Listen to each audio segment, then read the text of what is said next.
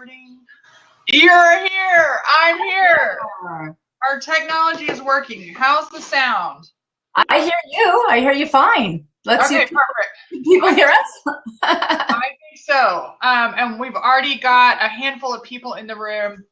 I want to get down to the nitty gritty because I know we have an hour, maybe a little bit of time to get over. And there's a juicy conversation going on. So I've been looking forward to this. My name is Allison Crow, and I'm a coach, and this is Barb Wade. And I'm going to let Barb introduce her. She's like me. She's an overachiever. Everything she touches turns to gold. And then we realize, wait a minute, where's my soul? And so I want to let you share, because you've got a long resume that I can share with everybody, but I want you to give the story of where you are today. And then what I promise is people that we will tell the behind the scenes that people won't talk about as far as creating the kind of success. And I'm not saying it can't happen. I'm still on the lookout for it, and I'm creating my own version, but I want to share some of the juicy shit that most coaches don't have the guts to share. You up for that? I'm totally up for that. Awesome. All right, Barb, take it away. All right, guys. Well, I got to tell you, it's like kind of where to start. I'm totally with you. That's why I love you, Allison. I mean, like, you're such an iconoclast. And, what we want to talk about is, following your truth and figuring out what that is and knowing who to be and how to be authentic and getting like sidetracked by craziness in this industry. And you and I were talking the other day and decided, what the hell, let's just have a conversation about it. Like, let's just invite people to chat about it. No opt-in, no adding anyone to anyone's list, no selling anything. Yep. Like, let's just, kind of shoot the shit and talk about. I think people need the truth. I was talking with a colleague and a girlfriend of mine. She texted me last night. I picked up the phone and called her. She never wigs out. She was wigging out. And, we were in comparisonitis. She was in comparisonitis. I had been in it a few days before. And I shared some things I knew about various people's businesses. And it wasn't to disparage them, but I was like, listen, we're all comparing our insides to everybody else's outsides. And all you see is their outsides and their webpage and their marketing feed. And even if you work with them, you don't ever see the behind the scenes. So can I just tell you what real life of a successful coach looks like behind the scenes? Sometimes it's okay. There's pieces that people don't realize. So that's one of the reasons why. And it's like all of a sudden the shoulders drop. And it's like, okay, I'm not as screwed up as I think, or that kind of stuff. So go ahead. I interrupted you, but I'm so excited. It's an interesting question. Where to even start?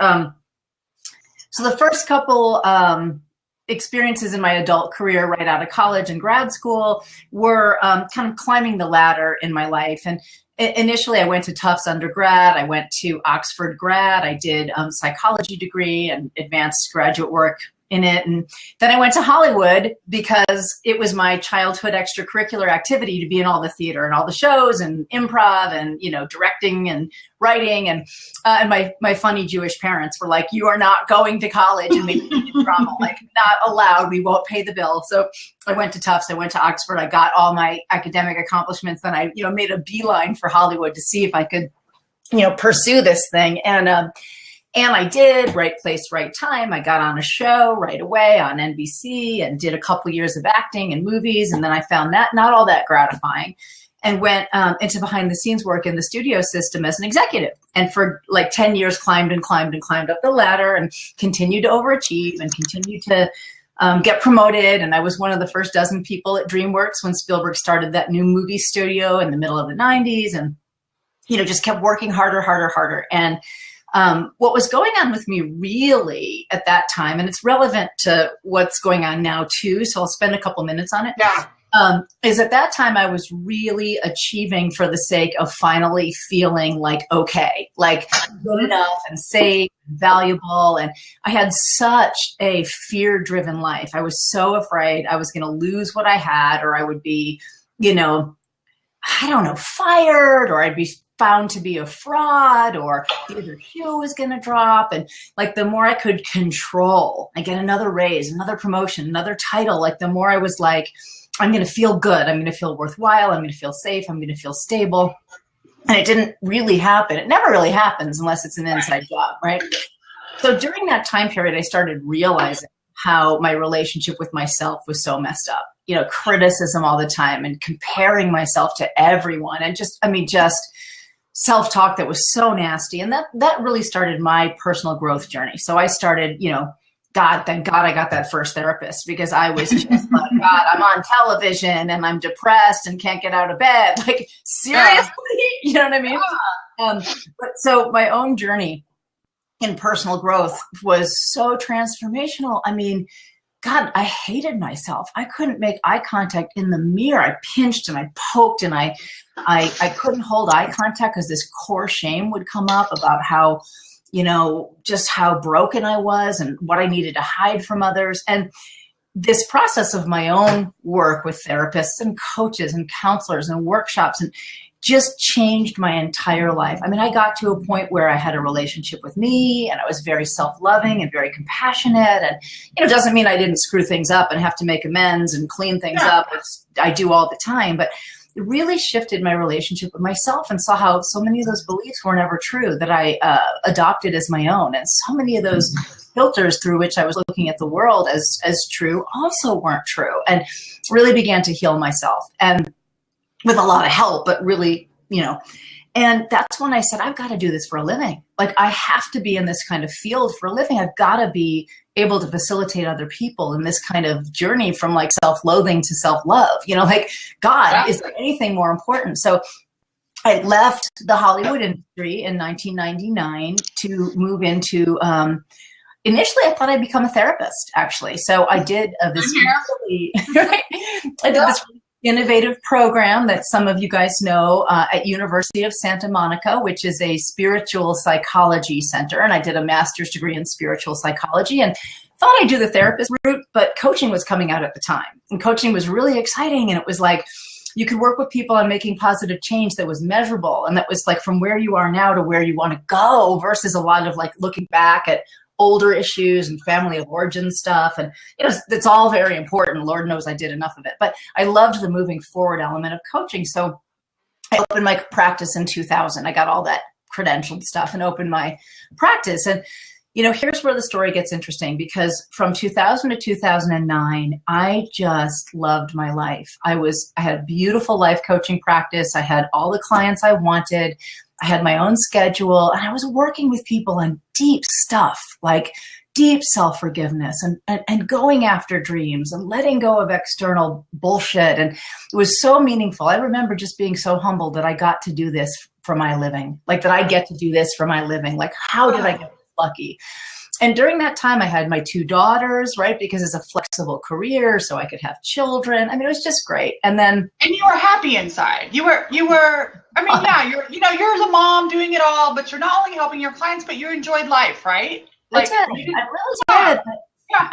I things were really, it's funny because in retrospect, you realize later how much you really enjoyed life back then when you started. And that's a key point. I mean, that's a key point. Yeah, it's a key point. Keep going.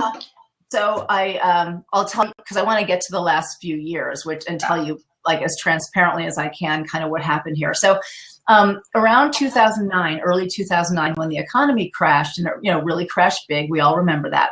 My husband's career died like instantly, overnight, hard stop, over, complete. And the industry he was in just had a huge hit about the way they did business, and he had a company and the company folded. And what happened was we started going into a lot of debt because he was trying to get new work. And any day he was going to get something, and any day he was going to get something, and longer went by, and he really didn't land something. And we were getting into more and more and more debt. So we had one of those sit down and talk about life and the reality of the situation, and realized that the answer was me growing my coaching practice, like taking over really the primary income role and just, skyrocketing the size of my practice and being more impactful. Now, remember, guys, I'm a life coach at that time, right? I'm doing personal growth work, and I had my one-on-one spots filled, but I'd never done a mastermind, a long-term group program, a webinar, products. Like, there was all this stuff for me to possibly learn and add to my repertoire that would help income-wise. So I hired my first big guru named coach and paid a ton of money. And that's what we're going to be talking about today. Like, who's telling the truth, who's not. I mean, we'll get there. But paid a lot of money. And that coach told me very, very directly, you know what you ought to do? You ought to teach other coaches how to build their practices, because you're running out of money and people will pay for that. And look at your life coaching practice, and you're in your 10th year and it's full with one-on-one clients. And now you can make programs and group stuff, but out of teaching others how to get clients, how to market their business, how to close sales, how to speak eloquently about what they do, how to do public speaking, you know, the stuff that actually is within my skill set. And because I was paying this woman so much money, and because I was really, guys, admittedly in a lot of fear at the time. I mean, we could have been at that time maybe even 6 figures in debt, at least 8 grand. I mean, really, really. Yeah, and a 3-year-old and a 5-year-old, you know, and oh my God, it was terrifying. So I really gave my power away, and I totally take responsibility, because I could have said no, but I didn't know better. I really thought, okay, if that's what she thinks I should do. And long story short, if anyone's followed my work, and I see Kim and Misty and a bunch of people who I love, and Monica on the call, and thanks for being here, blabbing with us. But what happened was my business started really growing in the space of me as a business coach. And more and more and more people started hiring me. I mean, you know, I was good at it. And there are a lot of people out there who need help building their businesses. So before long, I kind of was hooked in the machine of group programs and webinars and products and live events. And it just, you know, just grew each year. You know, each year the income doubled. Go ahead. Do you have a question? You just said, no, I just want to point out, you just said I was hooked in the machine. I know. And the reason that's key to me, because I don't think there's anything wrong with that way of doing business, but the machine is a key word that I just want everybody to pay attention to. And some people want to be a machine. Okay. Yeah, I mean, I really want to be careful. I don't want to disparage models that did a wonderful amount of benefit to me, you know? What happened when I say that is I just got out of alignment with dynamic coaching in the first place and who I am.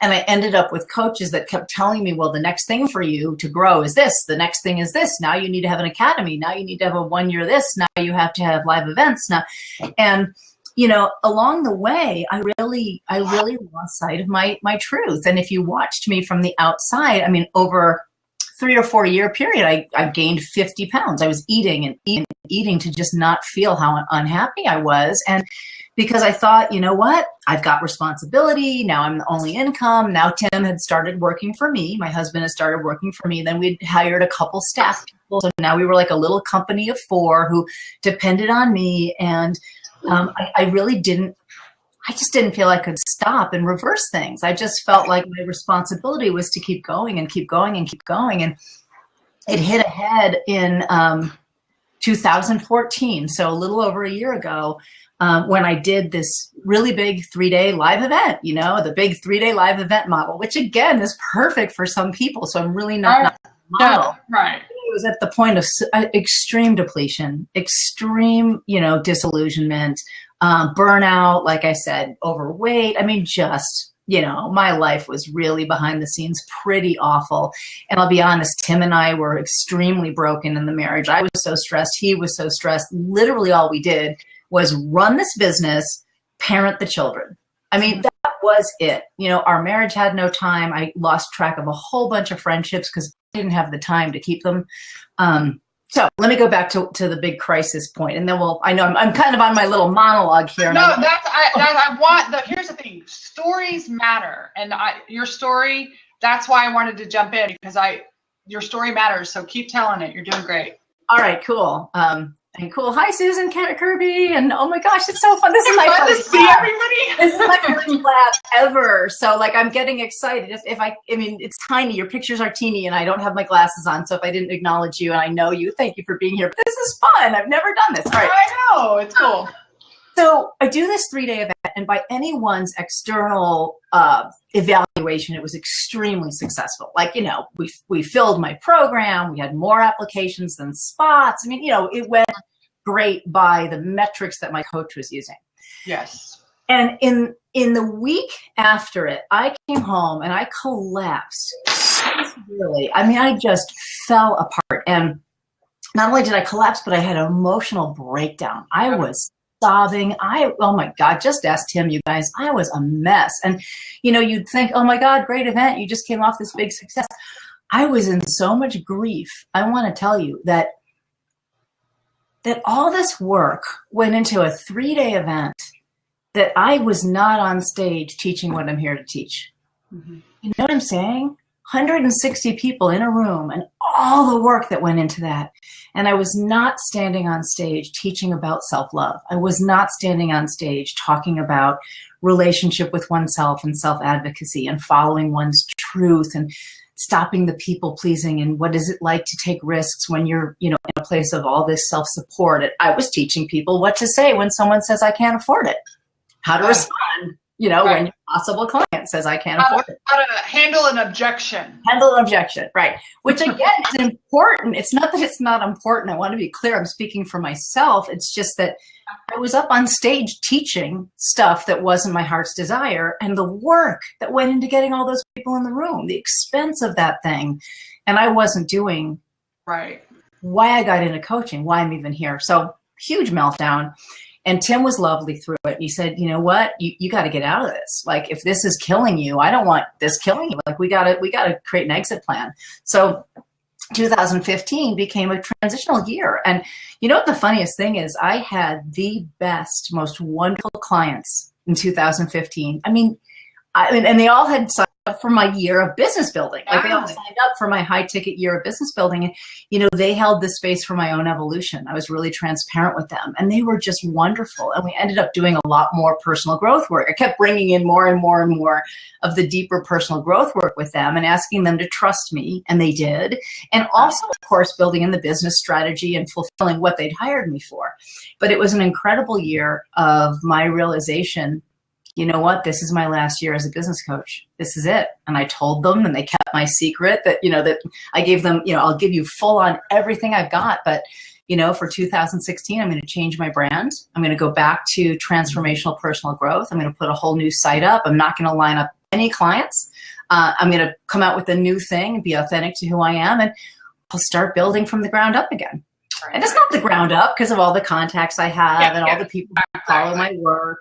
But I didn't line up any clients in the new niche, the new niche, which is my old niche, you know what I mean, for this year, because I hadn't announced it yet. And I was keeping it very, very close to the vest. So about a month ago, I announced it. The new site is up at barbwade.com. It's completely new. It's my voice. It's my passion. It's opening up for people who really want to find themselves and be really deeply fulfilled and in love with themselves, and and go achieve authentically joyful things, not the things they think they should. And the last thing I'll say is I've taken charge, and I'm working on it, guys. It's a work in progress, but taking charge of my own life again in terms of the pace I want, in terms of the hours I want to work. I don't need the income promise of 7-figure business. I don't need it. I never needed it. I mean, my highest year of income was the year we're talking about, 2014. That was the year of my most despairing unhappiness and personal breakdown, and the money meant nothing. So, I do want to be comfortable, and I'm certainly, maintaining a practice where my family is comfortable. Tim's pursuing his own stuff now, which is great. But quality of life is my guide this year. I need to walk my talk. So self-love and self-care is pace, is balance, is saying no, is being discerning about what I want to create.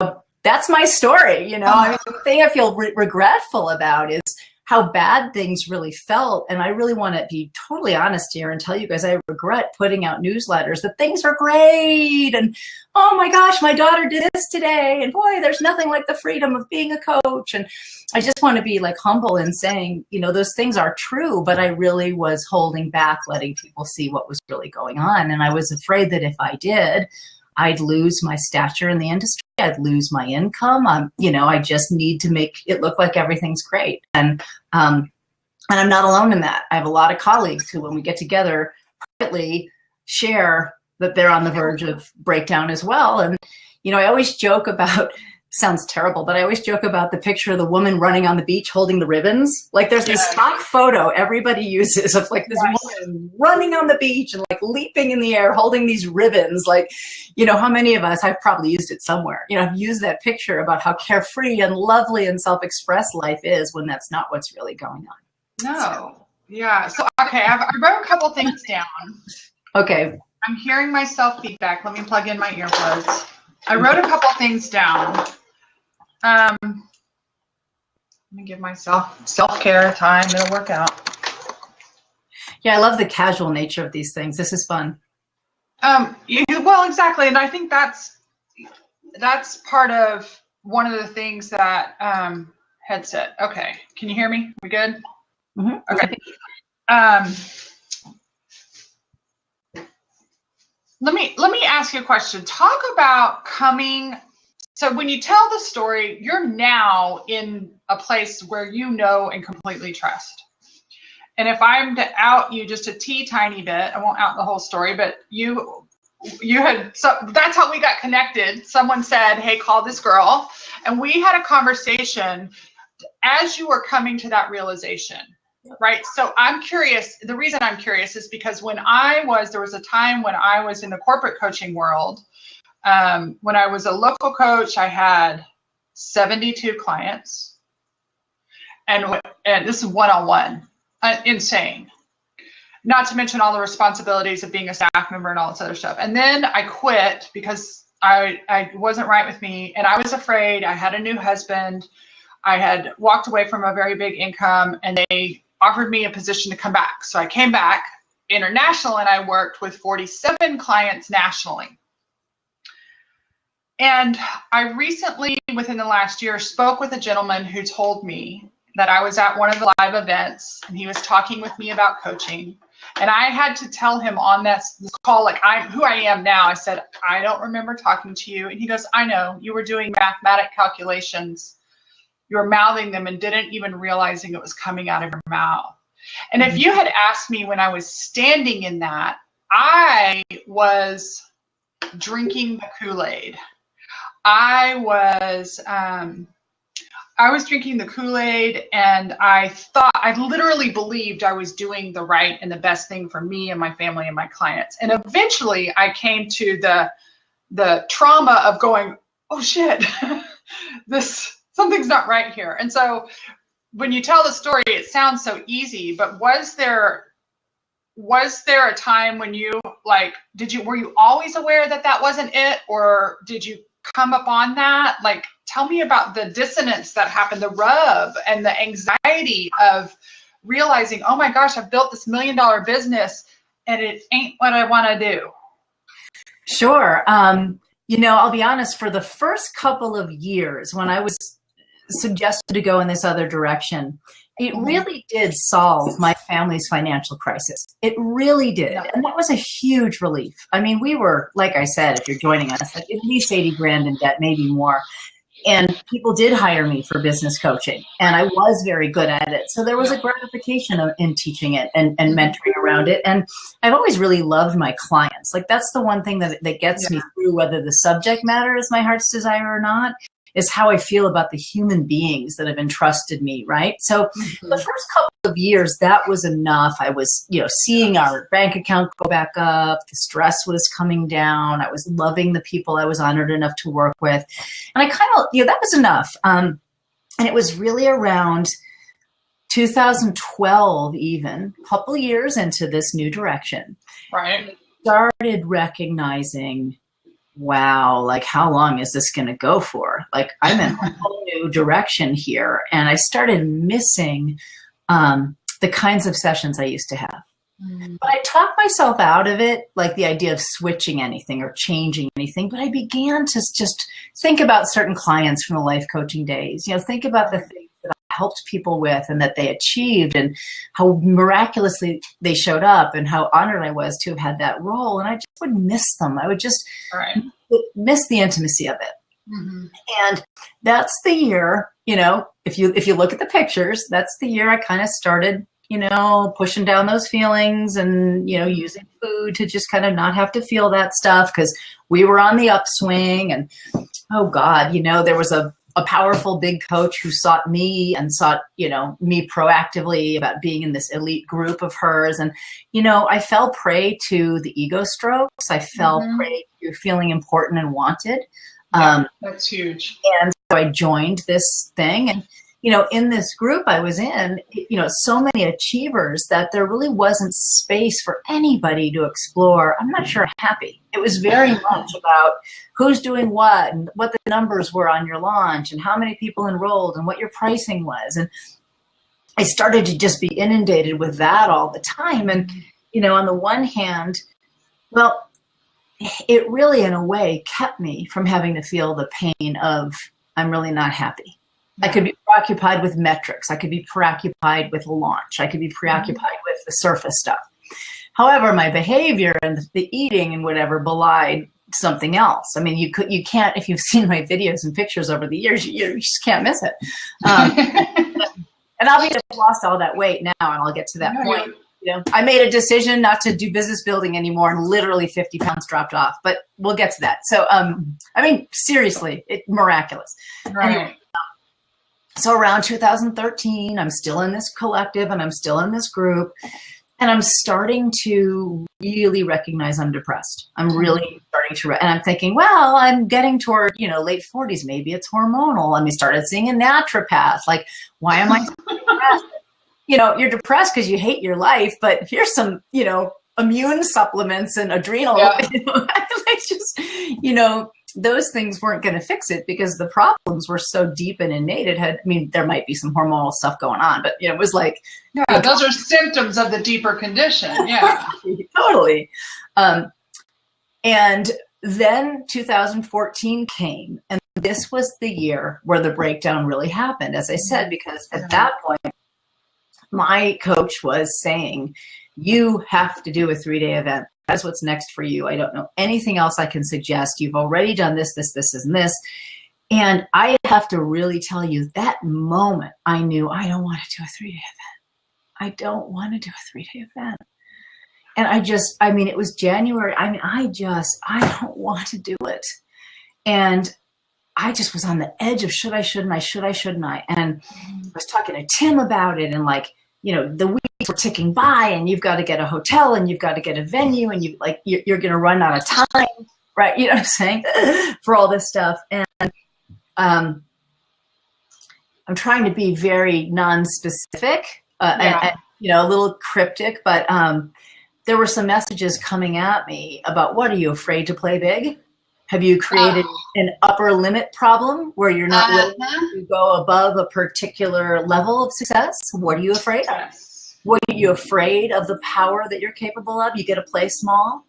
And those kind of messages confused me. They hit me like, I hope I'm not playing small, and I don't want to create an upper limit for myself. And am I really keeping myself stuck? You just get crazy and second guessing yourself. I did. And even Barb, I know, here's the thing. I know you're a respectful person, and our chat today is not about disparaging any one person. But here's the thing. No matter who that person was for you, I bet, look, there's 38 people. There's been 148 people in the room. And any one of us in any field has had someone say those exact same 3 things, especially if you're in the coaching and the personal development field. We say it to each other. We say it to our clients.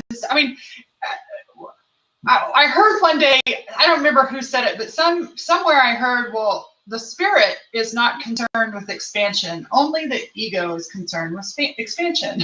And it just hit me over the head. And I told this story today on a Facebook post. There was one day I was, this one thing with money that I've mastered creating money, but the one thing I'm really not great is saving for taxes. And so this time of the year, I'm always a little more stressed because the bill's going to be bigger and all this other stuff. And I was talking with my husband. I was going through this money coaching program, and I had a new insight, and I asked him a question. I said, do you ever have a thing like, I feel like this one money thing is my thing, and all the other stuff I'm really good at? And he goes, listen, babe, I love you. I married you because you're into that personal growth stuff. I love that you're growing. He's kind of poo-pooing it. And he always has. He's attracted to it, but he doesn't read self-help books. He doesn't go to coaching things, any of that other stuff. And serious as a heart attack, he looks at me with all the love in his eyes. My husband's a very frank person. He says, you work so hard at growing. He goes, I grow. I don't work at all at it. And you know what, Barb, he was right. But here's the thing, in our industry, if you don't, I called it nexting today. If you don't next and next and next and next and next, then you've hit an upper limit problem, or then you're believing limiting beliefs. And maybe sometimes that's in alignment and true, but I'm calling bullshit on that blanket statement being true for everybody. There are some people that could be true, but bullshit. Some of us are not meant to bang our head against that upper limit. We are meant to be content right where we are. Yeah, I mean, the interesting thing is that messaging was coming to me from someone who didn't have children and, who didn't have the priorities that I had. And the reason I ultimately left is that I was modeling someone else's business who was telling me that's the way to model your business. This is the way to model your business. This is the way to be most successful. And it didn't meet my priorities. It didn't meet my values. And I didn't catch that at first. When you're paying someone a lot and you're willing to look, am I missing something? Is this person right? Am I possibly playing small? Is this really the next opportunity for my own personal growth? It might be. And, at least for me, I'm back anchored right now to really my own knowing and my truth in the last several months, because I decided to claim it all back and do a lot of, practices around it. But I just gotten into such a spin. And so you were asking about what was the breaking point, and that was the year where I had hosted a telesummit, done, I think, 5 launches, 2 one-day events and a 3-day event, and that, I had a 2nd grader and a 4th grader and, a marriage that was barely hanging on, and my health was pretty poor, as I said. And, there was just that collapse where which I shared earlier, of what the hell am I doing? What is this about?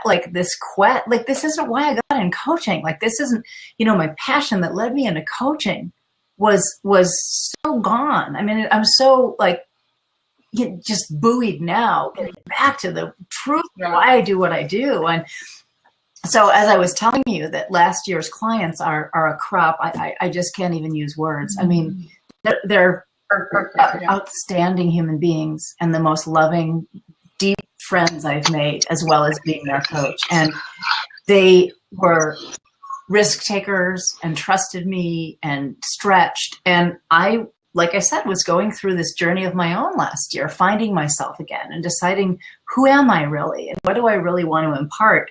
And, the funniest thing is, after our 2nd retreat last year, which was a very intimate and very personal retreat, we didn't really go in with strategy. We went in with some really deep stuff, and some things came up about, how we're hiding out and the parts inside that aren't letting us play fully and what our fears are. And after that, I came out of it so absolutely clear. That's my work.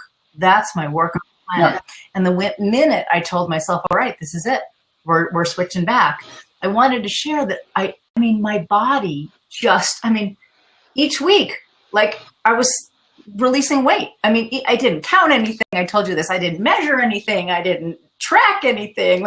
People were like, oh my God, what are you doing? Which plan? I'm like, I'm not doing any plan. I'm on the follow your heart plans instead of ignore your heart plans. Loving choices. Yeah. And the point I want to make is that when I decided to be true to myself, regardless of what's going to happen, money-wise, or what it's going to look like, what the brand, because I go to a lot of those JV things that you go to with all the high achievers.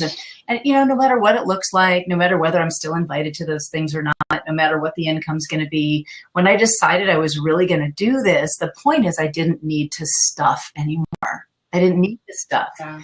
And so I found myself willing to make a really loving and reasonable food choice. Wasn't dieting, just didn't need to stuff and push it down.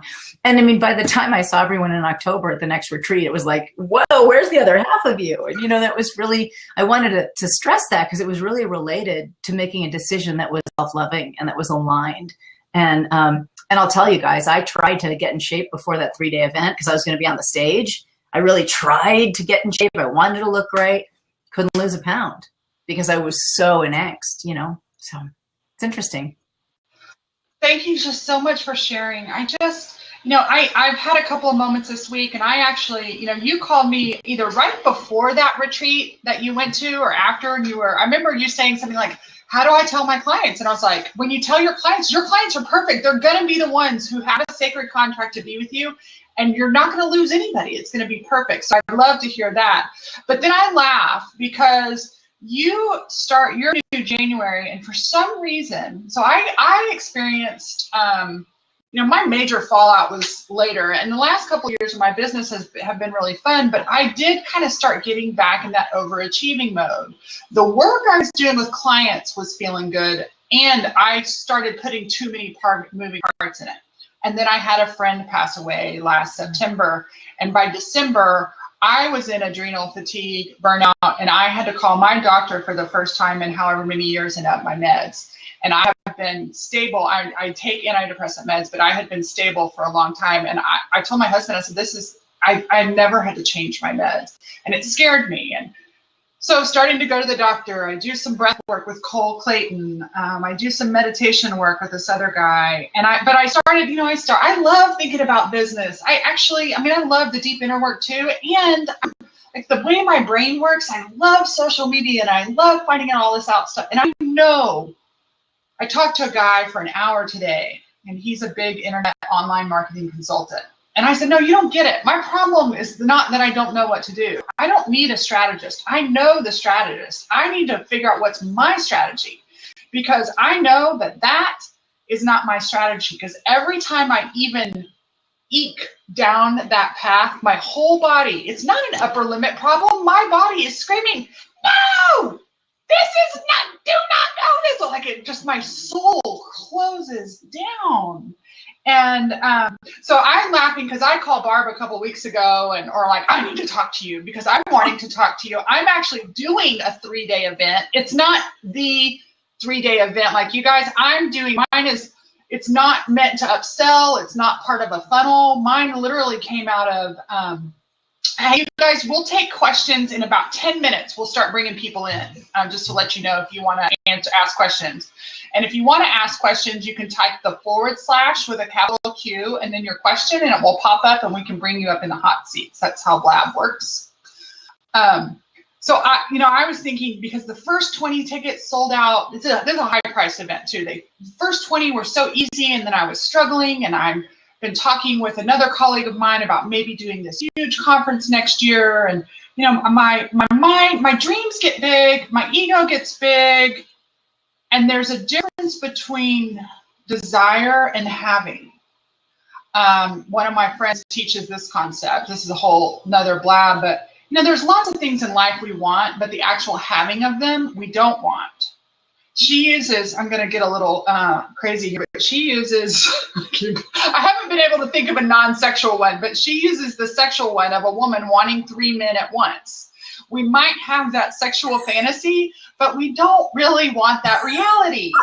And I know that's a little over the top, but it's such a good analogy of like, wow, that feels really good in my mind. But then the reality of it is a little too much. And so I don't suffer. I love that I have this wild and crazy mind, but the implementation. So I'm calling you thinking, I'm switching with Barb. I'm taking that road and she's taking the road that I was on. And then I realized, wait a minute, the more I think about it, the crappier I feel. And so I love that, like even you you're not at the beginning, but this new 2016 of just refresh slate just reminds me, I have to keep reminding myself on a daily basis because I know so much, because I know what's possible. I forget what I already have. I forget the deep joy and contentment. And I told a girlfriend last night, I said, we live in an older house that was built in 1942. It's like a very traditional colonial house. And the inside hasn't been, it's very classic. I mean, hardwood floors and, but there's nothing's been updone. It doesn't necessarily look out of date, but it doesn't look up to date. And the silly little analogy I used last night was, we have this bathroom upstairs. Our master bathroom was redone in 1989.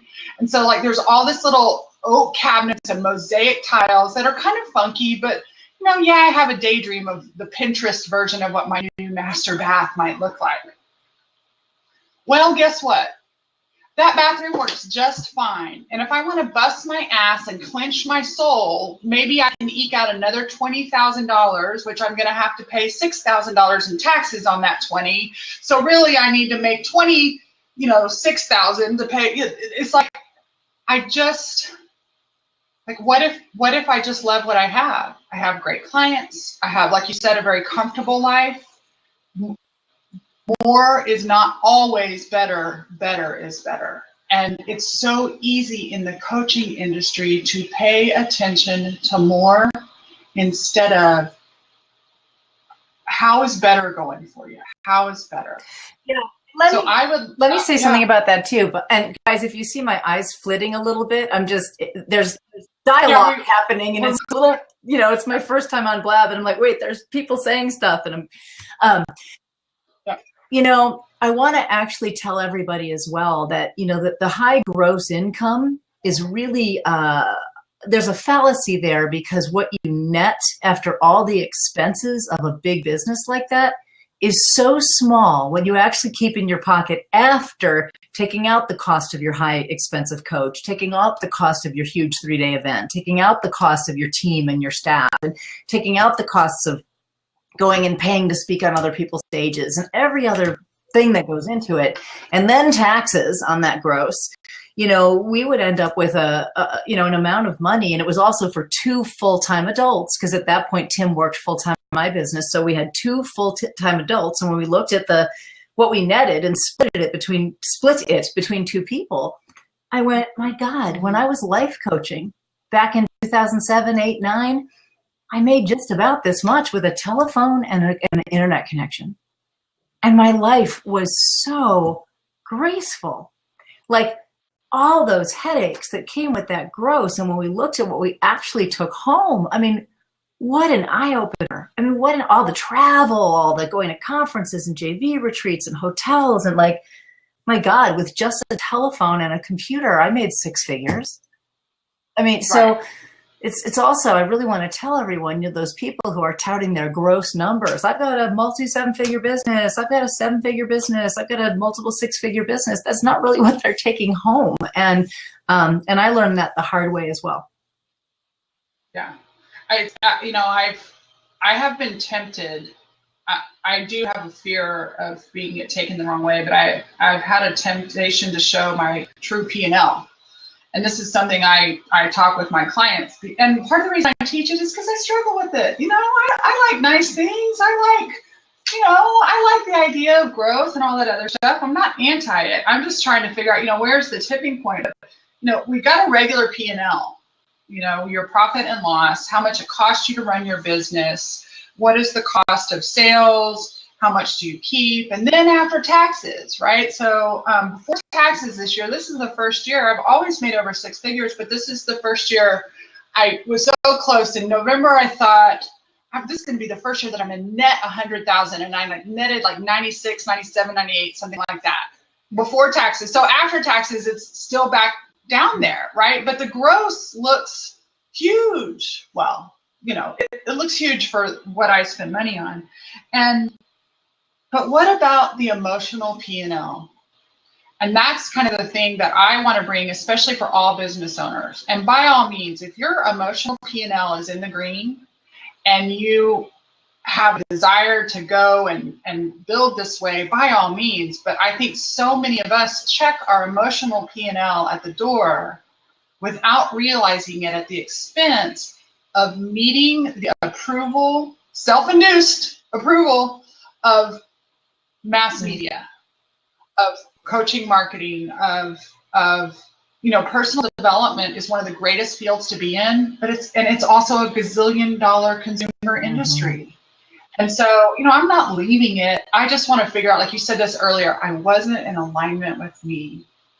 And that's why I love your story, and I'm so appreciative of you telling it and sharing it. Because frankly, when I started to go build that machine, it made me sick every time. But what I feel is the shame that I haven't done it yet, right? Like, you went and did it and then felt shame and came back. And I keep a lot of guilt on myself. Well, I could be doing more. I tell myself those things that your coach told you, or whoever told you, right? Whoever at the time is saying, is this an upper limit problem? Do I just need to learn how to leverage staff? Well, what if you don't even try, so you're afraid? And that's not in alignment with me either. And then when I sit and I listen to my divine inner whisper and my divine business manager, she's like, babe, just keep painting and playing and coaching and let it. So my word today, instead of nexting, is unfolding. And this is what I laugh. So since 2003 was the year I became a realtor, and it was the first time I had to pay taxes instead of got a refund. And since 2003, every March and April, and I always pay my taxes on time. Well, I pay them by the 15th deadline. I pay the quarterlies on time. We'll just admit that. But every single year from like January to March, this is the first year that it's only been February and March that I'm kind of wigging out, but it starts early. It used to start earlier and earlier. And I would freak out about paying that bill. But here's what's funny. For all those years, guess what? Bill's always gotten paid. It's always gotten paid. I haven't gone under. I've managed it, and this is the first year that I'm managing it. Well, last year, 2 years ago was the first time I paid it all in cash. Last year, I managed it just fine, and this year, I'm managing it just fine. So it's like I'm only believing the misery that it's tax time or whatever it is, and so figuring out. And here's what has softened that thinking is that I trust myself. Holy cow. Yep. I don't have to next myself. I can see what unfolds. And unfolding doesn't mean I don't create. I still work. I still love to work hard, but I'm not going to, for me, the tipping point is striving. When it goes into striving and it starts depleting. And so if it's not inspired action, or if it's not, what did this guy tell me today? He goes, yeah, your business, you've got a lot of the key elements, but you're missing some parts. And I was like, I know, because I don't want to do those parts. And guess what? My business, well, you could make 100,000 more. And maybe I could, but the second I walk down and it starts suffocating me, gotta go. So before we take questions and interactions, which I know we're about to do, which is really fun because I want to see how that works. Anybody who's watching and wants to speak to me further about any of this, just, my website's barbwade.com. There's a contact form. Drop me a note. Tell me I want to talk to you about this stuff. And I did, Allison suggested that we each offer something if you guys want a freebie thing. And so I'm going to tell you, I have a guidebook on love versus fear and making your decisions from a base or a foundation of love versus a foundation of fear. If you'd like it, it's free. It's a freebie.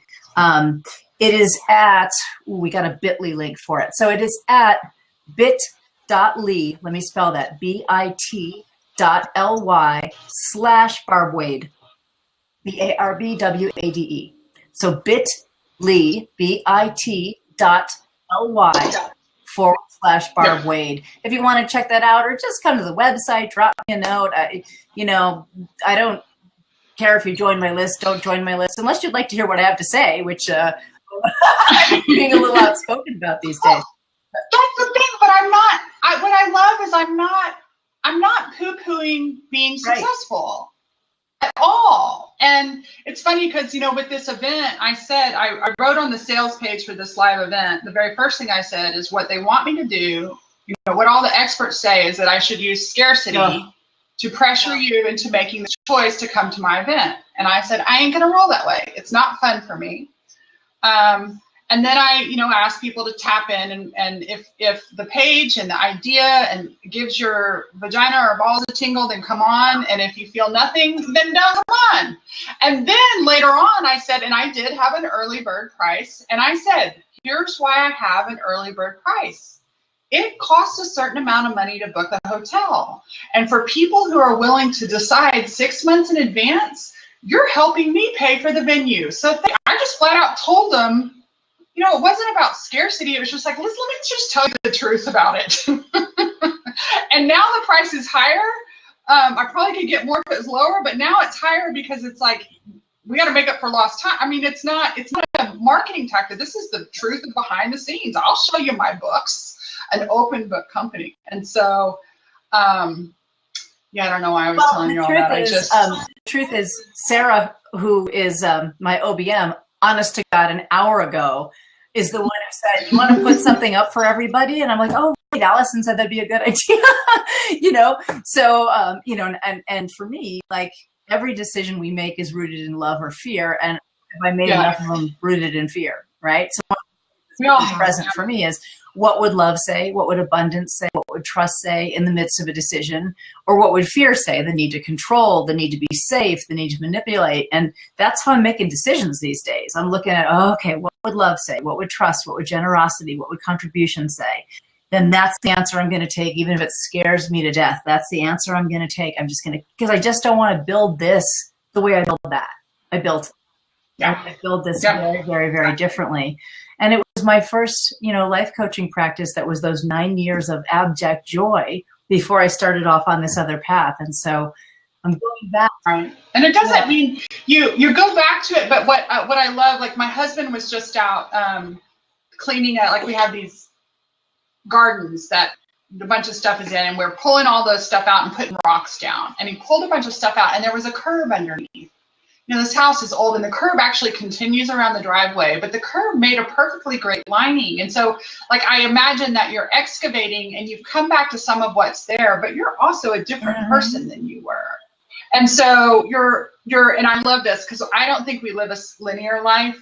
You're just spiraling back around, and we'll pick up some of those seeds, but you're also bringing in the beauty and the love and the wisdom that you've gained through all the fear choices. So, hello, you think your practice was powerful then? Just right, like, just last year alone was graduate school for me in personal growth. I started working with a spiritual counselor and dealing with all of this, and yes, have so much more to offer and add now, given who I am in this very moment that I had never been before until this very moment. So yeah, absolutely. I love it. So let's take a couple questions. Carl, I see your question. Would you like to hop up in, I call them the soul seats. Would you like to hop up? We have room for 2 people to hop up in spots. I would like you, and you guys got the perfect demonstration of why. The reason we don't just take anybody is because the last guy that wanted in was wanting to see our boobs. And we charge a lot of money to see our boobs, don't we? More expensive than any coaching. And you have to get permission from our husbands. For Barb's people that are here, my people know that I'm kind of a smart ass, that I'm a foul mouth, that I use a little sexual innuendo, which my dad told me I should never do. But guess what? It works for me. Hi, Carl. What's your question? Hey, how you doing today? Really appreciating the discussion. This is awesome. So the thing that I've wondered about, and I kind of will work with some of my clients on this, is the fear of taking a risk and making a change, because it's like a very human thing, no matter how much the current situation sucks, to say, well, but there's more risk on the other side. So it's kind of the evil twin of the grass is greener effect, is that fear of the unknown thing. And so I thought it might be useful to just get your viewpoint on that. Cool. Go for it, Barb, and then I'll share mine. Hey, darling. Hey there. Carl's a very dear friend. Okay. He's awesome. I like giving her a hard time. That's why I'm here. That's definitely true. I have not gotten a jab yet, but I know it's coming. Here's my philosophy on this. Over the years, I have come to believe that what we're most afraid of in taking a big, big risk is really how we're going to treat ourselves if we fail, the way we define failing. I think what we're most afraid of is, I'll really go for this thing. I'll really take this risk. And if I fall on my face, I will be so angry at myself. I will be so ashamed. I will beat the crap out of myself. I'll be humiliated. I'll be embarrassed. And the pain of that, the fear of that, the terror of that is so great that it's safer to stay on this side and say, I haven't really gone for it yet, than to risk my own shame and my own, self-berating if I went for something and even very publicly made a fool out of myself or didn't succeed. So I think when we think we're afraid of what other people will think, we're afraid of how it's going to look if we fail, I've really come to believe it's really we're afraid of how we're going to look at ourselves and how we're going to treat ourselves. Because when we're in a place of not going there, it doesn't matter what anyone else thinks. So what I've done is I've made this little thing I call I call it a 1-year permission slip. Don't anybody steal that. I have the URL. Don't take it. When I first went into a coaching practice after DreamWorks and all that prestigious corporate stuff, I didn't know if I'd succeed or not. I didn't know if I'd be very good at it or not. And I didn't know if I publicly announced to everyone I know, this is the direction I'm going, that I might not even get a client. And because I knew my biggest fear was my own shame, I made a commitment with myself. This was really powerful, that at the end of this 1 year, I was going to give it a year. And at the end of this 1 year, I was going to meet myself with open, loving arms, no matter what. And that Barb would say, I'm so proud of you. I'm so proud of the courage you showed. I'm so proud of the risks you took. Look how much you learned. Look how much you grew. What a wonderful, courageous opportunity for growth you did. Now, the coaching didn't work out. So maybe this isn't the right career for you. You didn't get the client and it didn't unfold. So we need to look for something else. But boy, am I proud of how you showed up. And I made the decision in advance. I wrote like a contract with myself that was the Barb who would meet me at the end of that year, that there was no way, no matter what occurred. And it all of a sudden changed my relationship to risk, because risk didn't feel that risky if I wasn't going to beat myself up, if I wasn't going to annihilate myself for, why did you think you could have done this? And now you've wasted this year, and look what you could have done, and 12 months have gone by, and look how the stature you've lost in people's eyes, and all that stuff I was afraid I'd use, I contracted I will not use. And that loving, wise woman, higher self would be waiting for me just with nothing but acknowledgement. And then I tried all kinds of crazy things that year that I would have prior maybe been too afraid to try, because I knew there'd be, that loving acknowledgement and not the shame on the other side.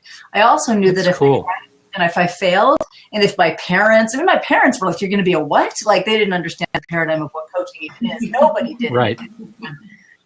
But if everybody said, well, she tried that cockamamie thing, and sure enough, it didn't work, and she lost all her money, and that if it happened, that I was very misunderstood by everybody, which is our biggest fear. Right. That I would know I'm proud of me, no matter what anyone else thinks or misunderstands. And it gave me a lot of permission, gave me a lot of freedom. And that's something I'd like to write a book about. So that's why I have the URL. So please don't steal the concept, guys. There you go. Well, thank you. That's cool. I learned something from another USM graduate who just passed away, Michelle Bauman, and she was like an instant soul friend, and we had a couple conversations, and 3 of the biggest pieces of coaching wisdom, and 10 years of doing this and hiring very expensive coaches. But one of the things she said, actually, this was I watched her on a summit that I was involved in the summit too. I was like, oh, I got to go watch Michelle's. And she said she left from being a lawyer and became a spiritual coach. And she said that money used to be my security, and I realized that resiliency was my security. And that one really stuck with me. Is my success is not my security. My bounce back ability is my security. And I remember when I first left Keller Williams, and I was newlywed to my second husband. I was terrified of being left. My first one left. I was terrified of being left. My husband and I had bought a house. He was a teacher with a teacher income, and here I was making all this, and we moved up to a house that was my standard of living and my bills, and when I quit that job, he was so disappointed. And I remember for about a month, I was like, Bill should love me. Bill should trust me, because he kept saying coaching is a pipe dream, Allison. He just retired, and literally for 29 years got a paycheck from the same state, from the same company, right? Like, he had that stability, and I've never had that. And I just remember thinking he should trust me. And one day someone sent me Byron Katie, and she kicked my booty right into gear. And I jumped from Byron Katie is it true? Yep. Is it really true? I don't even remember step theory, because I don't even go to is it true? I turn it around. I should love and trust me. I don't even need the first 3. Everyone is always about, I should do this to me. And that day I stood, my husband's about a foot taller than me, and I stood on the stairs eye to eye, and he kind of said, you need to get a job. And I said, I love you. I know we just got married, And if you need to leave because you need a wife who isn't a risk taker or has to have a certain income, I will let you go. I'll never say another word. It will break my heart, but I trust me to figure this out and make it happen. And instantly our relationship changed when I took the responsibility off of him to love and trust me in my business. He became the biggest fan. He's so supportive of it now. It's so, even before I got successful again. And so I realized I am resilient and do it. So you talk about the self-love, Barb. My version is the self-trust. And I know, so somebody up here asked, what is the payoff for my risk? Well, I don't know, but here's what I know. I have a list of 1,000 million things long, track record wise. If I go back and look at my life, dude, I'm not going to be under a bridge. And even my sweet husband now, and every once in a while when I panic or I think I don't want to, I pay the mortgage on this house with the pretty pool and the pretty yard. And he supplements, but we're living according to my standard of living. And every once in a while, he is so sweet. He says, babe, all I need are you and the dogs and that Tempur-Pedic mattress. And you know what? It's so funny because there's a little bit of luxury, but when I come back to that if we lost everything, as long as we had each other, our dogs, and our comfortable night's sleep, then I can create or build. I could live in a shoebox. I probably wouldn't want to for long, but it's like that resilience, resilience, self-love, and self-trust. It's a tricky one, isn't it? But I'll tell you one last thought, Carl, is the person you're talking to has to find that the pain of staying where they are is so great that the risk is the only next choice. And that's ultimately their decision.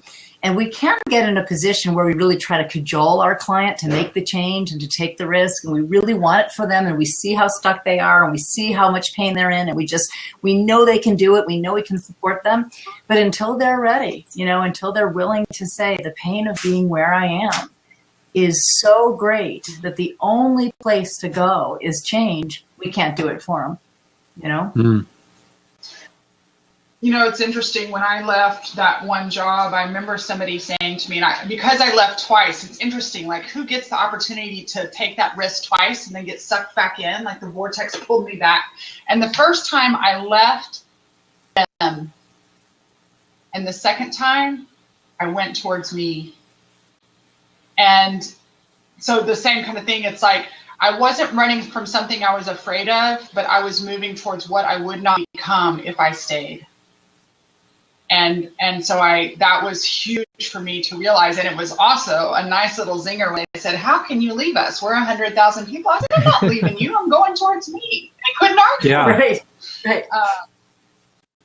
But I think that's the thing, how do you get over that fear? That individual has to really go, that answer is inside of them. It is not a how-to. It is, what do I have to believe about myself? What do I have to believe about myself? Thank you for that, Carl, and it's a pleasure. Yeah, my pleasure. This has been a great discussion. Thank you. Yeah, I'm thankful for Barb to continue the conversation with me. I've had a lot of these lately. Anybody else want to hop up? We've got time. I told Barb I would let her off that she has a client call after this, and I told her we'd go till 4:15. Is that what I said? So we got time for one more question, especially if I don't over talk. Anybody else want to hop up and ask a question? Hi, Henry. Hi, Monica. I see you guys are commenting. You want to jump in? So shy. So shy. Does everybody know how, Allison, to raise the tip to let you know? Yeah, well, I think so. This is Henry. This is my client. What up, HB? I don't have a question. Barb just said, you got to join in. So I was like, sure, why not? Awesome. Hey, Henry. Well, let's see. How are you? And it's good I to love see it. Barb. So. Hi, honey. How are you? Oh, were y'all in the same group at that event? Yeah, we were at that event. Yeah. Awesome. And this is what dear Monica. Yay! Hi, honey. Hello. How are you? Good. It's so refreshing to hear what both of you are saying. There's, I just want to say I'm very grateful for both of you for just, just telling it as it is and just being vulnerable to just express it. And there were just so many, I don't have a question, but just, you know, when she said people are shy, I'm like, well, I am shy, but I'll push the button. So, yeah, thanks for sharing, because I think there's a lot of stuff that isn't being said out there, and you've said a lot for other people, such as myself and other people who are just not ready to talk about that. So thank you so much for being the voice and saying what needs to be said, and doing it in such an eloquent manner, and being, you know, this is my stuff, but hey, let's all share. So you guys just inspired me today. So rock on. Thank you. Good. Hey, thank you, Monica. Thank you. You know, I want to just acknowledge Monica without outing your stuff, but you've made a really similar transition into more of what your heart wants to do and less of what maybe you were steered to do. So, like, welcome aboard. Like, we talked recently, like, we got to support each other, you know, and getting more true to who we are and why we're here. And, you know, and so I commend you for that too, because, you know, it's really safe to have the other persona and the mailing list of that many people. And, you know, it's a big jump. You go, wait a minute, I got to trust this is who I am. And you've rebranded and you're just doing beautiful work, and I adore you. Thank you. Yeah. And I mean, one of the things that people were talking about with the whole change thing, I mean, for me, it was, you know, having blood pressure go off the charts, starting to lose my hair. And then it was just like, okay, my heart isn't into it because my blood pressure's gone up. So it's, you know, sometimes it does take big hits before we make changes. And even if we talk about change. So yeah, thanks. Isn't it interesting how I have a client, she says the body always knows. And by the time we experience, my belief is by the time we experience physical symptoms, we've been ignoring the emotional symptoms that now, and you know, I see some people in the health world call it dis-ease. Like we're so at dis-ease within ourselves, we start creating the outer diseases. And I'm so thankful for our bodies. And my intention is not to let it get that far next time. I want to learn how to, before I start having breakdowns and need new meds and I'm sleeping 23 hours a day, I want to know how to recognize those little whispers of, hey, come back to the center, come back to the center. Yeah, thank you, Monica. Thank you. Yeah. We had one more good question I thought was interesting. Margot. So one of you guys, I need to let, let's let Margot up here, because I think she has a good, Margot, you want to hit the join button? Her question is, any tips for a person not yet in the coaching world but aspiring? And I get questions from aspiring coaches or brand new coaches all the time. And Barb, I'm going to let you answer that one. I think I'm so curious to hear how I'd like to know what she means. So if she's coming on, I'd like her to elaborate. Yeah. Hey, Margot. Hi, how are y'all doing? We're great. We're great. Tell me a little more about what your question is. Well, I feel like I've been called for a while to help people, and I've been involved in various different, you know, trainings and things like that. And I feel like there's this element of giving back that just seems really important to me, but I also feel very scattered, like, oh, I could do this, I could do that. So the focus, I feel like my focus isn't there right now. But it's just a question of how did you jump into it? I mean, I know you kind of shared that it was a change, but I don't know if there's any tips or guidelines on how you would get started if you were to do it all over again today, perhaps. Sure. You know, it's interesting. One thing I really want to point out, and by the way, you know, kudos to Henry. Henry's a newer coach. Here he is participating. Here you are participating. Like, you guys being here, raising your hands and participating, you are so far well on your way compared to the people who say, I want to be a coach, I'm working on it, and aren't taking any action. So, like, massive kudos and acknowledgement for hanging out and coming on the screen. So one point I want to make is there's a lot of hysteria out there in the industry about what's your niche. You got to have a niche. You got to specialize in this. You got to specialize in that. And the reason I'm mentioning this is it can put someone into a panic. Like, who am I? And what do I want to teach? And I've got to figure this out before I go out the door. And I'm like this. And I want to work with one-legged veterans who are sugar intolerant. And, you know, it's like, like it gets a little crazy out there, right? Totally. What I want to say, my advice is go start serving people. That's it. Go start serving people. The clarity will come. Oh, I really liked that conversation. that juiced me. Oh, this conversation with someone was okay, but I'm not all that interested in that topic. Oh, I had a lot to add here in the area this person is struggling with. That felt great. Oh, this was more of an intellectual exercise, and your areas of specialty, your areas of joy, your areas of expertise can really reveal themselves to you if instead of waiting and contemplating what's it going to be, you just go out and start serving. It's just the easiest thing. Who can I do a session with? Who can I offer a session to? It doesn't matter if you charge or not.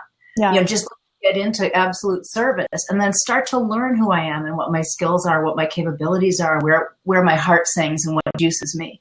Especially with the knowledge that in this industry, nothing is set in stone. It's so beautiful. You can tweak and narrow your direction as you go. You can, pop up new copy on a website in a day. There's just a lot of fluidity.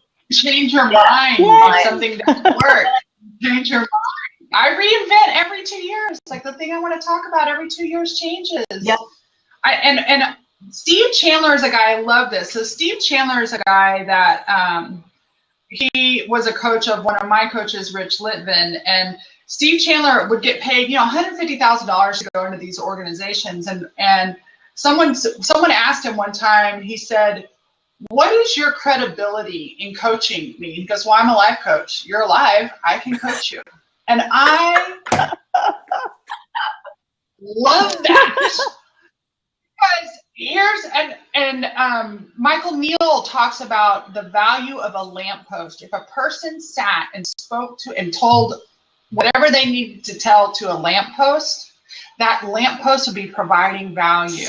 And I love that Henry's face is on here. Henry came up to me after I had stood on a stage and everybody's talking about all these things they did to be successful coaches. And I said 25,000 hours. Because that's what I calculated I had been to right now. And even in my first year of coaching, Margot, it's so funny because that was the year I had those 72 clients. But you know how many of those clients paid me? Because I got paid commission on what they made. I didn't get paid up front. So it was different because of the container I was in.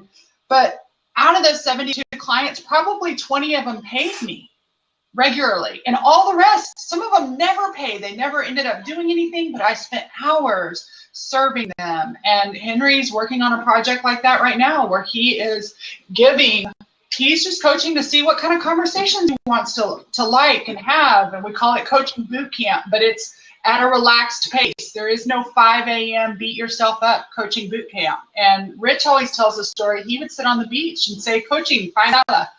And he would have a 15-minute conversation with somebody. And I think there's just so many ways to begin having those conversations. And I read an article today on Medium, and it said, if you want to too many people want to be a dancer and they're not dancing. So if you want to be a coach. That's what makes you a coach, is coaching. All the other stuff is extra. But every minute you put into having a coaching conversation with somebody, paid or not paid, that's what will guide you to creating the business that you love, I think. Thank you, Allison. And Margot, when you have a beautiful conversation with someone, they're going to say, "Well, could we do more of this? This was really helpful." You uncovered a real block for me, and now I want to pursue this. Can I keep in touch with you? And you say, "Well, I'll tell you what, I'm actually a coach. Let me tell you a few ways it could look for me to continue supporting you. See if one of those might feel like a fit." It's not high pressure. It's just inviting someone into more of what they've already experienced and they're really enjoying. Absolutely. I love it. Thank you so much for this and just making yourself available. I appreciate it. Absolutely. This was so fun. It is fun. Yeah, thank you too. Awesome. Yeah. Awesome. Thank you, guys. I'm going to clear this seats out so Barb and I can reach out. I mean, I love this conversation. Reach out to any of us, about what you're doing and what support you need. And we'll continue evolving together into more of our truth and more of our authentic message. Right? Absolutely. I got a little distracted by the troll in the room. I was trying to figure out how to block. I'm not sure how to block. I thought I knew how to block on, but I know how to close out the thing, but I didn't know how to block him. We'll figure out that for another time. Thank you for being here today. Again, Barb Wade Coaching.com. barbway.com. And my website, okay, my website is AllisonCrow.com. And at my website, there is actually, and I'm back to this, I just told myself I need to read my own ebook, which is the Feel Good Fairy Guide. And it's a guide I wrote a few years ago, but it's so true about following your feel good. Because when I don't follow my feel good, that's how we ended up being where we making those fear choices. I'm also on Facebook. I love Facebook, and I laugh that today I just created, I've never had a Facebook community of my own, but I was like, I created a community called the B Team. And I tell this story about when I was a basketball coach of a boys B team instead of the A team. And there's some people out there that they love and they thrive off being on the A team. But the B team, when I coached B team basketball, we had so much fun. They loved me. I coached them. We did the work. And all the A team guys were like, Coach Crow, I want to be on your team. But their team was expected to win at all costs. And my team was expected to have a good time and do their best. And so I have finally created the B Team, AKA the Good Enough Club, for those of us that want to have a soulful, prosperous life without the expense of losing our souls and our heart's mission. And, you know, if that means 7 figures, great. But if it means being content with 5 figures or being content with having a part-time job while you do that, whatever it means for you, there's, you know, I even told them today, I said, guys, this is the B Team, so it's going to take me a few days to get some, you know, get a little pretty picture up there. I'm not going to overachieve in it. I'm not going to overachieve. And by the way, let me just add that this love versus fear piece that I have for you isn't even on my website. I mean, I put up the website recently, so if you want that book, which I'd love you to have, we did pop it up at that URL, bit.ly, bit.ly/Barb Wade, because it's not even on my website, which it will be. We need to put it up there. But yeah, I was going to grab that and post it for people. But you can just drop a note at the website. You can just say, hello, I'm just really enjoying talking to people and, you know, just. Awesome.